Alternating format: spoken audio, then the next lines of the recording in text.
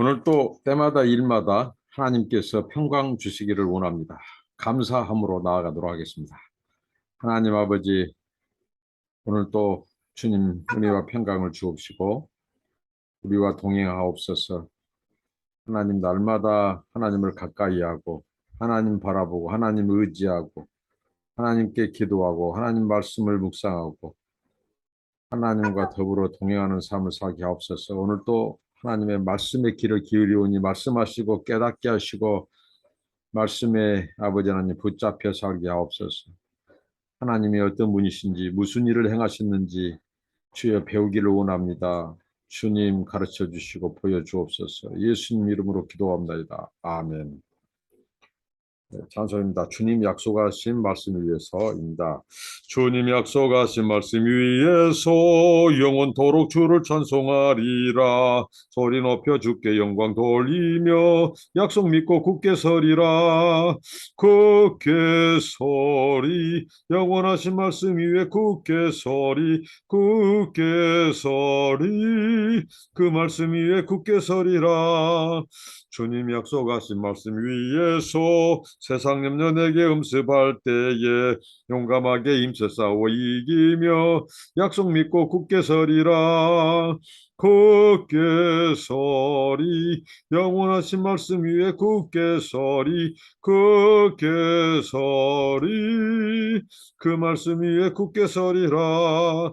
주님 약속하신 말씀 위에서 영원하신 주의 사랑이 믿고 성령으로 힘써 싸워 이기며 약속 믿고 굳게 서리라. 굳게 서리 영원하신 말씀 위에 굳게 서리 굳게 서리 그 말씀 위에 굳게 서리라. 주님이 약속하신 말씀 위에서 성령 인도하는 대로 행하며 주님 품에 항상 안식 얻으며 약속 믿고 굳게 서리라. 굳게 서리 영원하신 말씀 위에 굳게 서리 굳게 서리 그 말씀 위에 굳게 서리라. 하나님의 말씀입니다. 사무엘하 21장 1절로 14절입니다. 사무엘하 21장 1절로 14절입니다.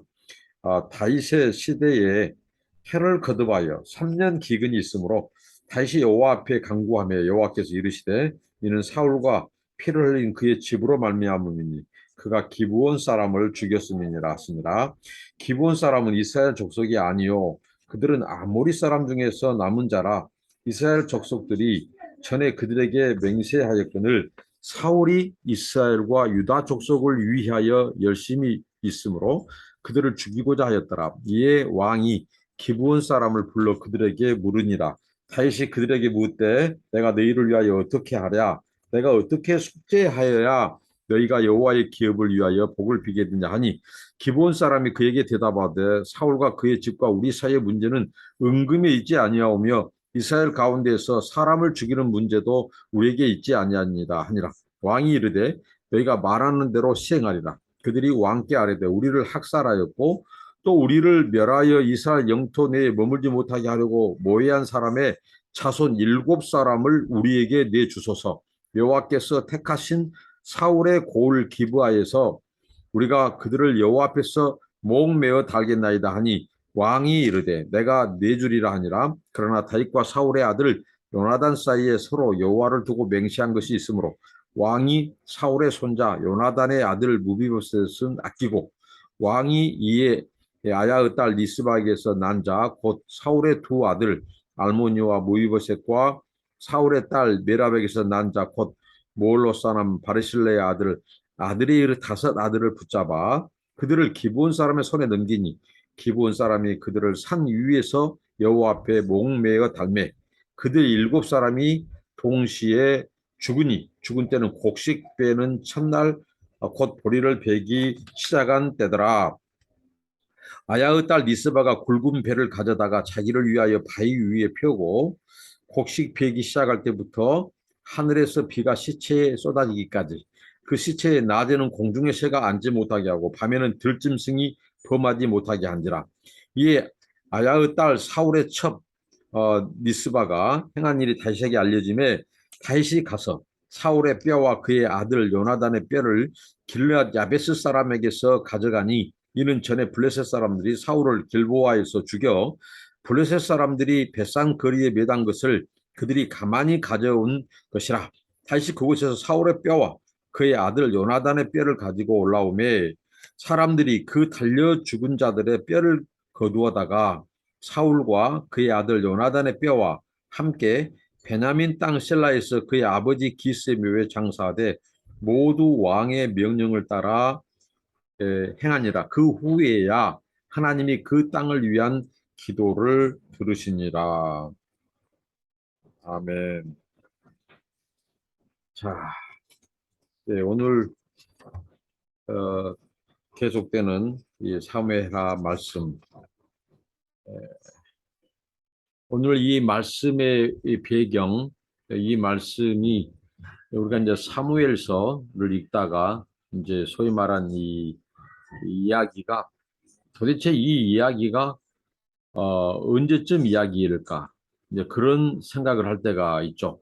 사무엘서 저자가 이것을 그 시대, 그 시간적인, 그 역사적인 그런 흐름에 이렇게 비해를 하기보다도 나름대로의 이 메시지, 신학적인 메시지, 또 하나님의 이 고뇌 경륜이 어떻게 다윗 왕권에서 역사하셨던가를 그 중요성에 따라 이렇게 이 성경을 기록하다 보니 오늘 이 말씀 보면 이 부분이 이 앞선 부분의 흐름과 이렇게 좀 시기적으로 맞지 않는 것을 우리가 알 수 있죠. 이 말씀은 정확히 어느 때인지 모르지만 분명한 것은 다윗 때고 또 이 이야기는 오늘 다윗과 이 기브온 사람, 이 사울과 기브온 사람들의 이 사건을 다루는 건데요. 도대체 이 시기가 언제일까? 그런데 이것을 사무엘하 9장 이전으로 보는 거죠.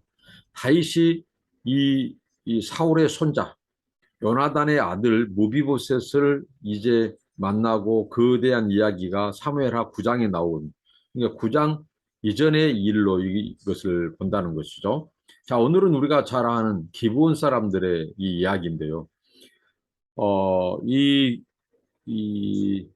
저는 특별히 우리 광주 민주화 운동, 제가 이 광주의 아들로서 또 전남대학교를 나온 80년대 전남대학교를 나온 특별히 또 학생으로서 이 광주 문제, 광주 민주화 운동, 이 현대사의 이 비극이 되었던 이 광주 민주화 운동과 이 기브온의 사건, 이 사울이 기브온을 죽이는, 기브온 족속을 죽이는 이 사건이 매우 흡사하다.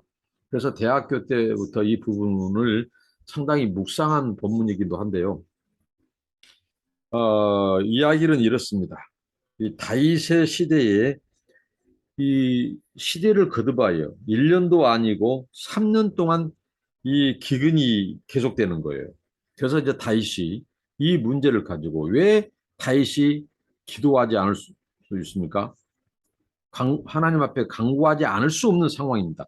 특별히 예나 지금이나 그 시대의 통치자, 그전에는 이 왕이 되겠고 지금은 뭐 이 대통령, 이런 상황 속에서 그 나라에 이런 오랫동안의 기근이라든가 재난, 자연재해가 있으면 굉장히 민감한 부분이죠. 왜냐하면 왕의 통치와 관련돼 있고 또 그 시대 사람들의 이 삶, 이 죄와도 관련이 있어요. 그렇기 때문에 다윗이 이 문제를 가지고 하나님 앞에 가지고 간구하는 겁니다. 이게 좋은 자세입니다. 우리가 성경의 이 다윗뿐만 아니라 우리들도 무슨 문제가 계속된다 할 때는 이 부분을 하나님께 가지고 가서 물어야 된다는 거죠. 다윗이 하나님께 간구하니까 하나님이 정확히 말씀하십니다. 원인 없는 결과 없다고, 원인 없는 창상 없다고. 여호와께서 사울과 피를 흘린 그의 집으로 말미암은 것이다 라고 가르쳐 줍니다. 그 사울이 기브온 사람들을 죽였다는 거죠. 일종의 인종 청소를 했다는 거죠. 그래서 기브온 사람들의 이 정체에 대해서 말하는데요. 이들은 이스라엘 족속이 아니고 아모리 사람 중에서 남은 자라고 성경은 분명히 말합니다. 그러니까 무슨 말이냐면 이 여호수아 시대로 올라가죠. 여호수아가 가나안을 정복할 때에 이 바로 이 아모리 족속, 아모리 사람에게 속한 이 바로 이 기브온 족속, 이 이스라엘의 군대, 이 여호수아가 이끄는 이스라엘 군대가 파죽지세로 하나님이 함께 하심으로 그들은 가나안 족속들을 지금 정복하고 그들을 축출하고 그런 상황 속에서 이 기브온 사람들이 굉장히 머리를 씁니다. 그것은 뭐냐면 어떻게든지 여호수아가 이끄는 군대의 배후에 하나님이 계시다는 거죠. 하나님이 이스라엘을 대신 싸우시고 이스라엘을 붙들고 계시는 것을 압니다. 마치 기생 나합이 바로 이 정탐꾼을 숨겨준 것은 상천하지 하나님에 대한 그 시온과 옥 왕국을 초토화시킨 하나님의 군대, 하나님의 역사를 들었던 거예요. 믿음은 들으면서 난다고. 그래서 기생나합 이 그 정탐꾼들을 숨겨주고 이제 그런 일이 있었죠. 그런 것처럼 이 기본 족속들이 이 자칫 잘못했다가는 자기 족속이 지금 멸절을 당하게 생겼거든요. 그래서 그들이 화친을 맺고자 머리를 쓴 겁니다. 먼 곳에서 화친하러 온 것처럼 남루한 옷을 입고 이 거렁뱅이 옷을 입고 여호수아 군대를 찾아옵니다. 여호수아를 찾아옵니다. 그리고 화친을 맺도록 그들이 이 지혜를 모으죠. 자, 화친. 그래서 맹세. 자, 당시의 화친은 바로 하나님의 이름, 하나님의 이름으로 심지어는 이 맹세를 하면서 이렇게 이스라엘 가나안의 요새 말한 이 여호수아의 군대, 이스라엘 백성과 바로 이 기브온 족속이 화친을 맺습니다. 그들을 멸하지 않기로. 그러면서 이 기브온 족속이 살아남습니다. 그리고 그들의 종이 됩니다. 이스라엘 이 여호수아의 이스라엘의 종이 되죠. 근데 이것을 주변 나라가 소식을 들어요. 그래서 주변 나라가 이런 배신자가 어디 있냐고 우리 가나안 족속을 정복하는 이스라엘과 바로 야합했다는 것이죠. 그래서 그 연합 세력들이 바로 이 기브온 족속을 쳐들어옵니다. 그때 이미 언약을 맺었잖아요. 그렇기 때문에 이 언약을 맺었기 때문에 이 여호수아와 그 이스라엘 군대는 그들을 지켜줘야 됩니다. 그래서 싸워서 하나님께서 그들의 군대와 함께 하심으로 승리하게 하셨죠. 이런 배경을 가지고 있어요. 근데 사울은 민족 감정에 붙잡혀서 선대에 이미 여호수아 시대부터 여호와의 이름으로 맹세하면서 화친을 맺은 그 기브온 족속 비단 이방인 족속이지만 하나님의 이름으로 맹세를 했을 때는 그 법을 지키는 것이 율법의 정신입니다. 그런데 그걸 무시해요. 그리고 사울이 이 인종 총속 기브온 족속을 무참히 살해합니다. 그래서 그 기브온 족속들은 한 많은 세월을 삽니다. 기브온 족속의 가슴 속에는 한이 맺혀 있는 거예요. 한 맺힌 가슴이 있는 겁니다. 자기의 가족들이 자기들의 부모 형제가 사울의 군대에 의해서 죽임을 당했는데 얼마나 한이 맺히겠습니까? 수년 동안. 그래서 그들의 탄식이 올라가니까 자 성경에 보면 구약에 특별히 비가 오랫동안 안 내린다든가 이런 기근이죠. 그리고 무슨 전쟁이 지속된다든가 이 자연재해가 있다거나 할 때에 이것은 영적으로 해석한다는 거죠. 그건 뭐냐면 그 시대 백성들이 하나님의 말씀을 유배하고 우상을 섬긴다든가 특히 하나님의 언약 백성이 하나님을 떠난다든가 그럴 때 하나님은 이 자연재해를 통해서 말씀하는 거예요. 하늘의 문을 닫고 3년 동안 비를 내리지 않아요.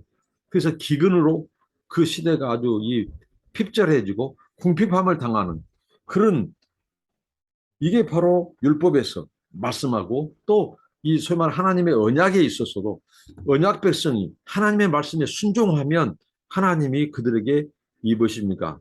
자연재해를 막아주시고 전쟁을 막아주시고 하늘의 이 비를 열어서 문을 열어서 비를 주시고 소산들이 잘 되게 하신 거죠. 그런데 이들이 바로 언약 백성들이 하나님 말씀을 불순종할 때 그런 언약적인 저주가 임합니다. 그래서 이렇게 기근이 오고 적군이 쳐들어오고 이렇게 하죠. 그래서 이 다윗이 이걸 소위 말한 이 다윗이 하나님 앞에 묻게 된 거죠. 이 3년 동안 비가 내리지 않는 것은 분명히 이유가 있다. 이것은 이 시대를 향한 하나님의 메시지가 있다. 특히 언약 백성들은 율법적인 삶과 언약 백성의 삶과 관련되어 있다. 이것은 영적으로 해석해야 될 문제다. 하나님께 가지고 나아가서 하나님이 답을 주죠. 우리가 성경에 보면 구약에서도 이 아담과 하와가 죄를 지었을 때 땅이 저주를 받죠. 그들이 살고 있는 터전 가시와 엉겅퀴를 맺습니다. 그 다음에 가인이 아벨을 살해했을 때 그 아벨의 피가 땅에 흘러 들어갑니다. 그래서 땅이 어떻게 하죠? 땅이 오염되고 땅이 탄식하고 그래서 그 소리를 하나님이 듣습니다. 그래서 그 거주지가 그 오염된 땅이 하나님께 호소한다는 거죠. 자, 인간의 고통과 아픔에는 세월이 약이라는 말이 있습니다. 그러나 가족들이 무참히 죽은 것에 대한 이 아픔과 상처는 세월로도 해결할 수 없어요. 바로 기브온 족속들의 탄식이 하나님 앞에 올라가니까 하나님이 3년 동안 이스라엘에 비를 내리지 않습니다. 기근을 보내요. 그래서 이제 이 일을 다루십니다. 그러니까 하나님은 어떤 분이신가?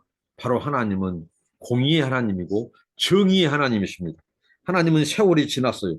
인간의 기억 속에서 무슨 사건이 희미해져요. 그것도 불법적인 불의한 사건, 잔인한 사건, 예를 기브온 족속의 사건이라든가 강주의 이 아픔, 그다음에 이 소위 말한 이 미얀마 이 반군들이 저지른 미얀마의 이 군부 독재 세력들이 저지른 이 미얀마 시민들에 대한 이 탄압과 살해 그리고 노잉야족에 대한 인종 청소 이러한 이 현대사, 근대사, 뭐 고대, 중세 할 것 없이 어느 시대 때든지 정말 이 무참히 내전이 됐든 전쟁이 됐든 그 동족들을 죽이고 타민족을 죽이고 하는 모든 전쟁 범죄, 모든 이런 것에 대해서 하나님은 반드시 세월이 지나 인간의 기억 속에 희미해지더라도 하나님은 진실을 밝히시는 분입니다.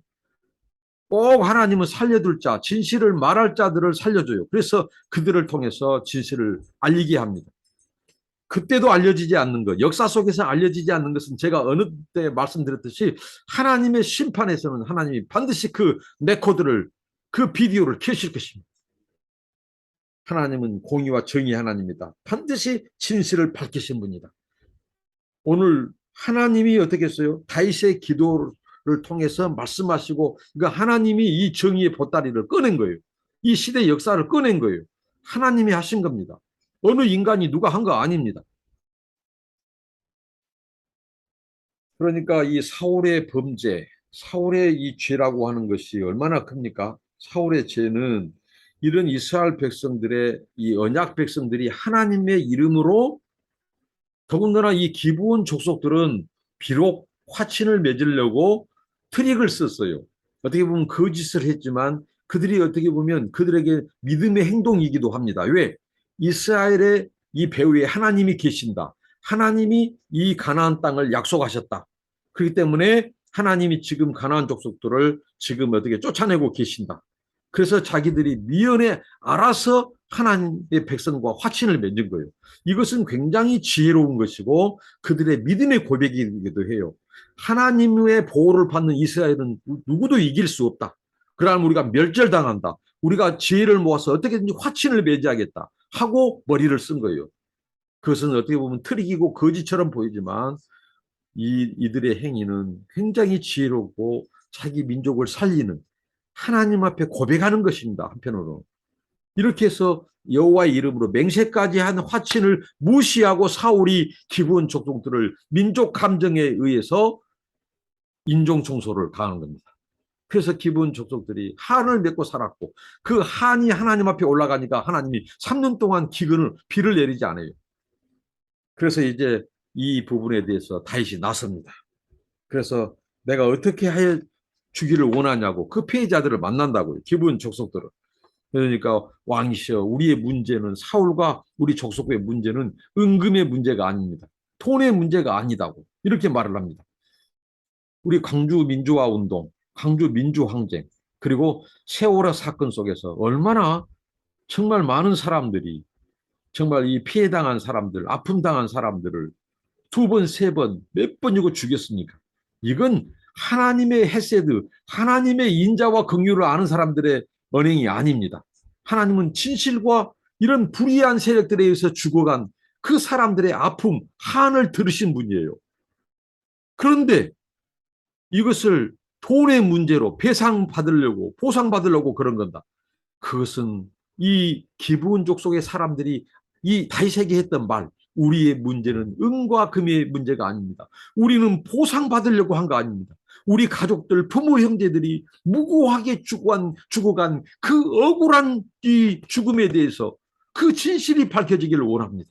진실이 규명되기를 원합니다. 그리고 그들이 법에 의해서, 율법에 의해서 처벌받기를 원합니다.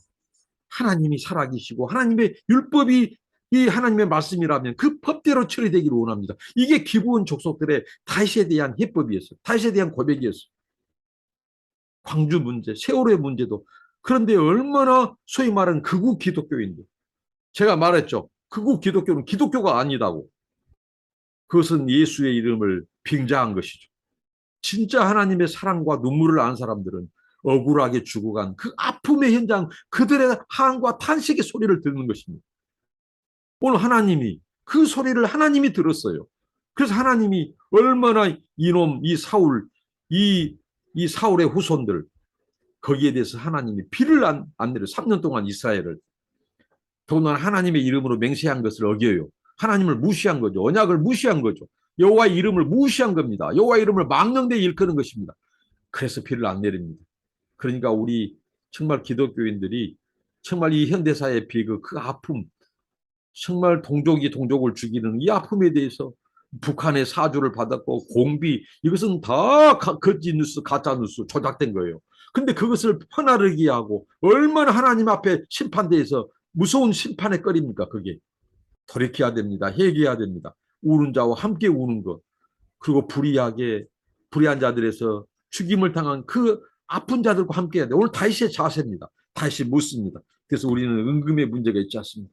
그래서 사울의 남은 자손 중에 어떻게 해요? 7명을 우리에게, 7은 어떻게 보면 상징적인 숫자죠. 어떻게 보면 이 완전 충족수죠. 그러니까 그 남은 7명 뽑아서라도 우리에게 넘기라는 거죠. 그럼 우리가 기브와 땅, 사울의 고향인 그 땅에서 사람들이 보는 가운데서 그 7명을 목을 달겠다. 매달리겠다. 그러면 우리의 한이, 우리는 여한이 없다. 그렇게 그들이 정죄받고 심판받는 것을 보고 싶다. 그렇게 말을 합니다. 그래서 다윗이 내주죠. 그런데 무비보셋은 내주지 않도록 합니다. 왜 그랬을까요? 바로 언약 때문입니다. 요나단과의 언약. 요나단은 바로 이때를 알았거든요. 하나님이 다윗과 함께하고 다윗 왕국을 붙들고 계신다. 우리 아버지는 버림받았지만 하나님은 다윗을 왕으로 세우실 것이다. 그래서 다윗이 왕이 될 때 이 언약을 나와 맺자. 하나님의 이름으로 언약을 맺자. 우리 자손들, 우리 가족들 돌봐달라고. 그 언약을 기억하고 모비보셋은 제합니다.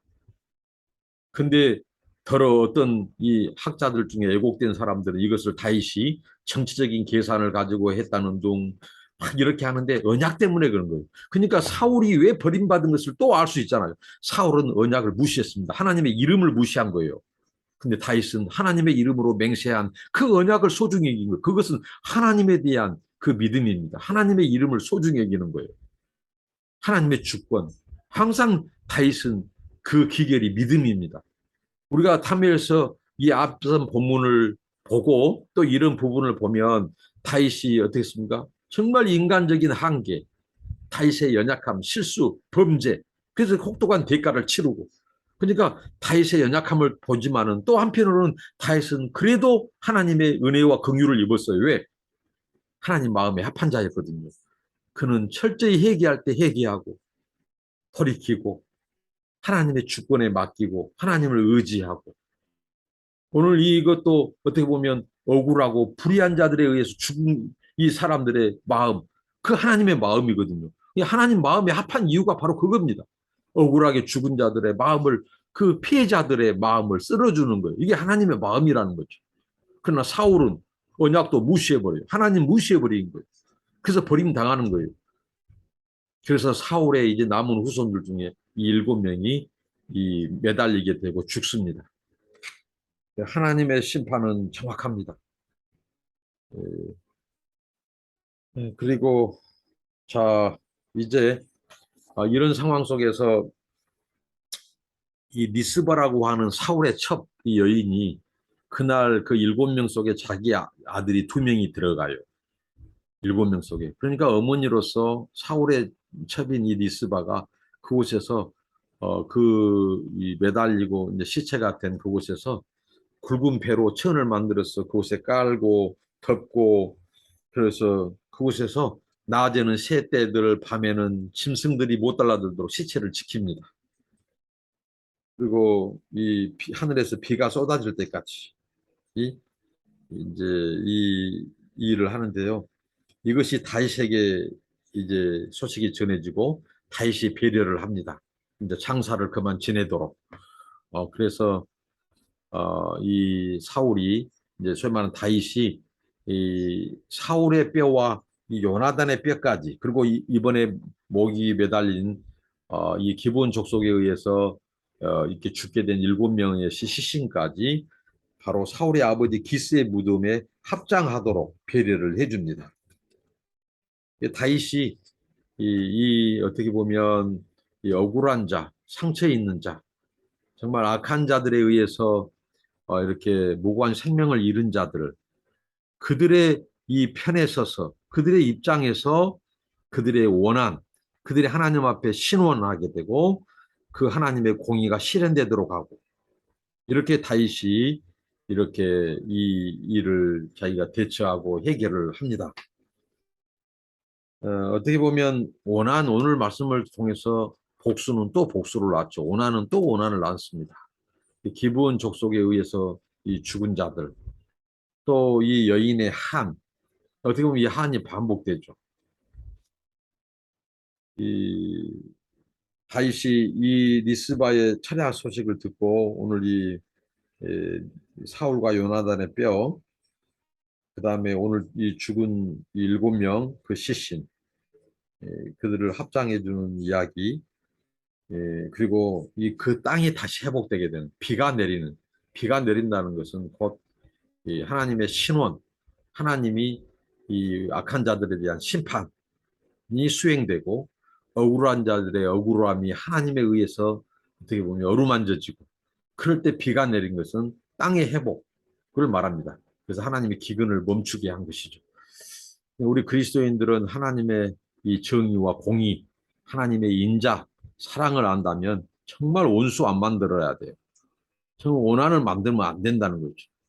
그리고 반드시 이 원수 원한을 막고 했다면 반드시 사과를 하고 사죄를 하고 용서를 구하고, 또 용서를 구하면 또 용서해 주고, 이러한 것들이 진정한 사이클이에요. 이것은 바로 이 하나님의 언약 백성의 삶이라고. 다윗이 바로 하나님 마음에 합한 이유가 다윗은 자기가 죄를 지었고 했지만, 자기 인간의 약점과 그 어두운 터널을 지났지만, 그렇지 않은 많은 사건 속에서 다윗은 하나님 마음에 합한, 회개할 때 회개하고 또 돌이키고, 또 이렇게 억울한 자들의 거기에 대해서 같이 아파하고 어루만져주고, 또 하나님의 공의가 시행되도록 하고 하나님의 사랑이 시행되도록 하고, 그래서 하나님이 다윗을 내 마음에 합한 자라고 했습니다. 우리가 하나님 마음에 합한 자로서 이 시대에 하나님의 뜻을 이루어드리는, 그래서 하나님의 편에, 공의와 정의 편에, 인자와 이 자비의 편에 서는 저와 여러분 되시길 바랍니다. 기도하겠습니다. 하나님 감사합니다. 오늘 사울과 기브온 족속의 이야기를 통해서 우리 하나님은 반드시 이 진실을 밝히시는 분, 하나님은 공의로우셔서 불의한 자들, 약한 자들의 이 죄를 드러내시고 그들에 의해서 죽임당한 억울한 자들의 억울함을 풀어주신 하나님, 신원해 주신 하나님, 우리가 아버지 하나님 그 억울한 자들, 상처 있는 자들, 눈물 있는 자들의 눈물을 닦아줄지언정 그들을 못 받고 아픔을 주는 자들이 되지 말게 하여 주시고 이념의 프레임으로 아버지 하나님 편견과 선입견의 아버지 하나님 생각으로 아버지 하나님 억울한 자를 억울하지 않게 해주시고 또 불의한 자들의 죄에 대해서도 단호하게 하시고 아버지 회개를 촉구할 수 있도록 도와주옵소서. 다시처럼 하나님의 마음에 합한 자들이 되게 하옵소서. 예수님 이름으로 기도합니다. 아멘. 감사합니다. 축복합니다.